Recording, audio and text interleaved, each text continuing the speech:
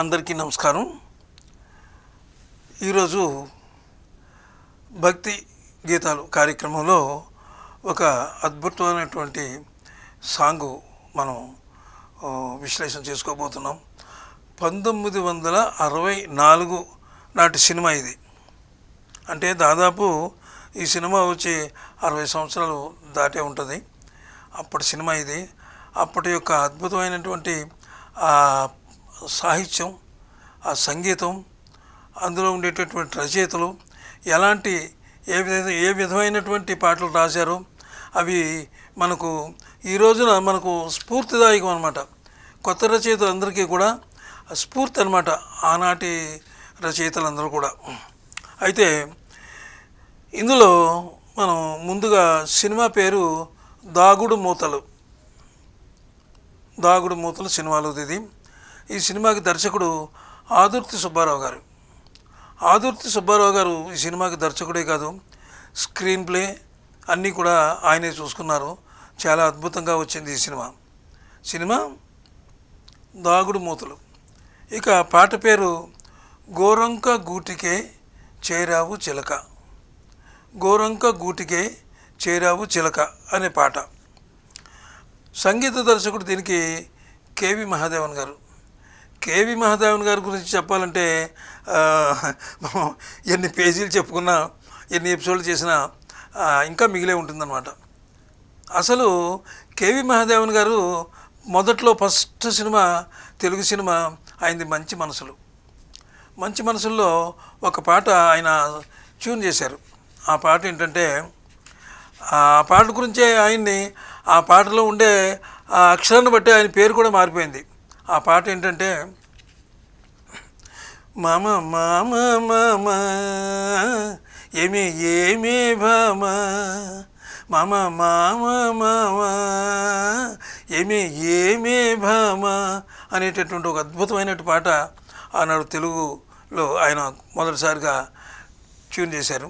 ఇంకా తర్వాత ఎన్నో ఆయన సినిమాలు, ఆయన పాటలు చూడాలంటే మీకు మోగ మనసుల సినిమా చూస్తే తెలుస్తుంది. ఆయన అన్ని హిట్, సూపర్ హిట్ అనమాట. అందులో అంచేత కేవి మహాదేవన్ గారు ఈ పాటకు మరి చాలా అద్భుతంగా మంచి ట్యూన్ ఇచ్చారు. ఆ ట్యూన్ ప్రకారమే ఆయన కూడా ట్యూన్ ప్రకారంగానే దాశరథి గారు అంటే ముందే చెప్పుకున్నాం కదా, దాశరథి గారు ఎలాంటి పాటనైనా రాస్తారు.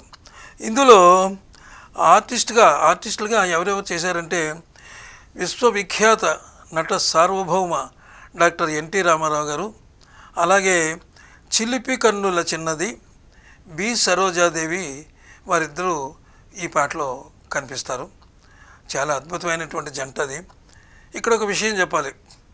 ఎలా అంటే, బి సరోజ్ గారు సినిమాలోకి వచ్చేటప్పటికి అసలు తెలుగు రాదు, తెలుగు ఒక ముక్క కూడా రాదు ఆవిడకి. అప్పుడు ఆదుర్తి వారి దగ్గరే కె విశ్వనాథ్ గారు పనిచేసేవారు కొన్ని సినిమాలకి. అప్పుడు ఆదుర్తి సుబ్బారావు గారు ఏం చేశారంటే, విశ్వనాథ్ గారికి పిలిచి, మీరు ఆ అమ్మాయికి తెలుగు నేర్పండి అని చెప్తే, బి సరోజాదేవికి కె విశ్వనాథ్ గారు తెలుగు నేర్పారనమాట. అయితే ఇక్కడ కొన్ని విషయాలు ఉన్నాయి. ఇక్కడ ఒక ట్విస్ట్ ఒకటి జరిగింది ఈ సినిమా షూటింగ్ సమయంలో. సినిమాలోనే అడగక ఇచ్చిన మనసే ముద్దు అనే ఒక పాట చాలా సూపర్ డూపర్ హిట్ అయింది. అలాగే ఇంకో పాట ఏంటంటే, అడగక ఇచ్చిన మనసే ముద్దు అనే పాట అలా ఉన్నది. అయితే ఆ పాట చేస్తున్నప్పుడు దానికి ఒక పెద్ద సెట్ వేశారు. ఆ సెట్ వేసినప్పుడు ఏమైందంటే, ఆ సెట్ కూలగొట్టాల్సిన పరిస్థితి వచ్చింది. అంటే ఆ పాటకి దానికి సెట్ సరిపోలేదు, ట్యూన్ అవ్వలేదు అనమాట. సెట్ పడగొట్టేశారు మొత్తం అంతా. పడగొట్టేసేటప్పటికి ఆ బి సరోజ్ గారు కొంచెం అలక పాన్పు అలిగారు అనమాట. నేను ఆమె అంటే దాదాపు చేయనని చెప్పలేదు, ఆమె అలిగి రాలేదు షూటింగ్కి. రాలేకపోతే అప్పుడు కృష్ణకుమార్ గారు, మంచి ఆమె కూడా ఫామ్లో ఉంది, కృష్ణకుమార్ గారిని పెడదామని చెప్పి వాళ్ళంతా అనుకున్నారు. అయితే ఈ విషయం తెలిసి ఇక ఎలాగో తెలుగు కష్టపడి వాళ్ళు నేర్పారు, అంచేత మనం ఈ సినిమాలోనే చేద్దామని అప్పుడు మళ్ళీ బి సరోజ్ గారు సినిమాలోకి వచ్చారు. కంటిన్యూ అయిపోయింది. ఇక పాటకి ట్యూన్ ఏమి ఇచ్చారంటే, ట్యూన్ ఇస్తారు కదా పాటకి, కేవి మహాదేవన్ గారు ఇచ్చే పాటలన్నీ కూడా ట్యూన్స్ అన్నీ కూడా చక్కటి మెలోడీ ఉంటుందన్నమాట. అద్భుతమైన మెలోడీ. కొన్ని స్పీడ్ ట్రాక్స్, కొన్ని స్పీడ్ ఉంటాయి, మంచి మెలోడీ సాంగ్స్ ఎక్కువ ఉన్నాయి ఆయనవి. దీనికి ఏమి ఇచ్చారంటే నా నా నా నా నా నా నా నా నా నా నా నా నా నా నా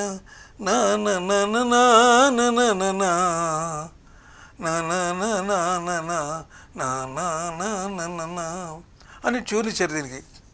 ఈ ట్యూన్లో దాశరథి గారు ఒక రోజంతా టైం తీసుకున్నారట.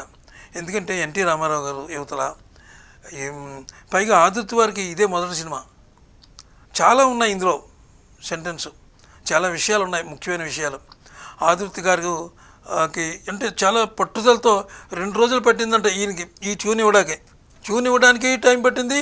దాశరథి గారు రాయటానికి కూడా టైం పట్టింది. ఆ పాట వినిపిస్తాను మీకు.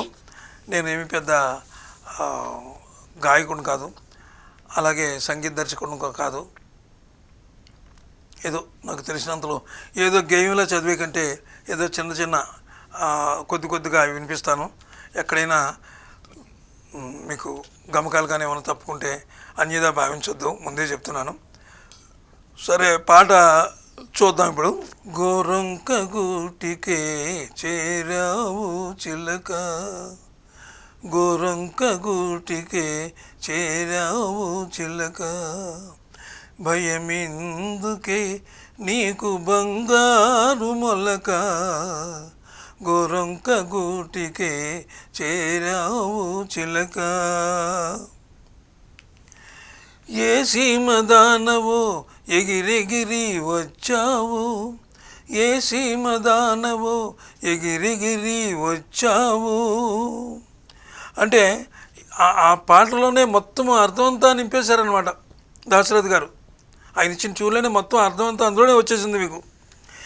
ఏ సీమ దానవో ఎగిరెగిరి వచ్చావు, అలసి ఉంటావో మనసు చెదరి ఉంటావో, అలసి ఉంటావో మనసు చెదరి ఉంటావో, మా మల్లె పూలు నీకు మంచి కథలు చెప్పునే, మా మల్లె పూలు నీకు మంచి కథలు చెప్పులే.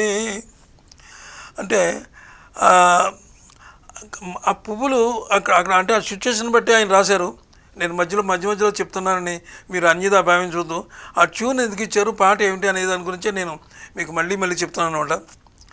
మా మల్లె పూలు మీకు మా మల్లె పూలు నీకు మంచి కథలు చెప్పునే, ఆదమరిచి రేయి హాయిగా నిదురపో, ఆదమరిచి రేయి హాయిగా నిదురపో, గోరొంక గూటికే చేరావు చిలక, భయమెందుకే నీకు బంగారు మొలక, గోరొంక గూటికే చేరావు చిలక.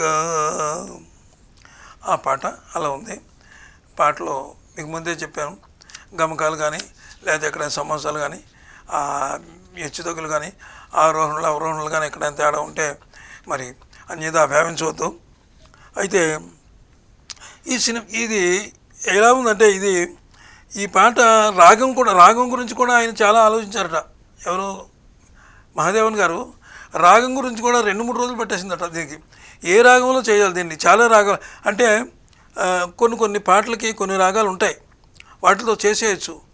కానీ ఇక్కడ ఈయన ఏం చేశాడంటే లైఫ్ అంతా ఇందులోనే రాసేసాడు దాశరథి గారు. మా పాట అంతా ఇందులోనే ఇంటి చేశాడు. కాబట్టి దీనికి ఏం చేయాలి, ఏం రాగం తీసుకోవాలంటే అద్భుతమైన రాగం తీసుకున్నాడండి ఆయన. మధ్యమావతి, ఆ రాగం పేరు మధ్యమావతి. ఎన్నో సూపర్ హిట్ సాంగ్స్ మధ్యమావతి రాగంలో వచ్చినాయి. ఆ రాగాన్ని ఈ పాటకు తీసుకొని చక్కగా చేశారనమాట. మరి ఈ పాట గురించి ఈరోజు విశ్లేషించుకున్నాం. రేపు ఒక మంచి పాటతో, సూపర్ హిట్ పాటతో మళ్ళీ వస్తాను.